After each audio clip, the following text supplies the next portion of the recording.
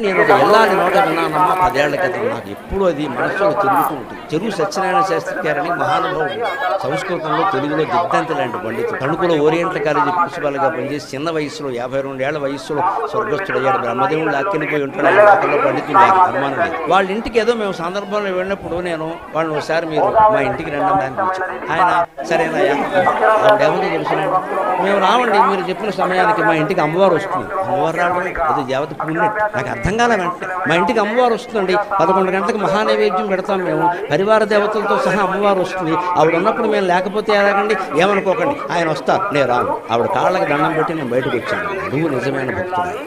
అమ్మవారు పరివార దేవతలతో సహా ఆ ఇంట్లో ఉందని ఆవిడ భావన చేస్తుంది.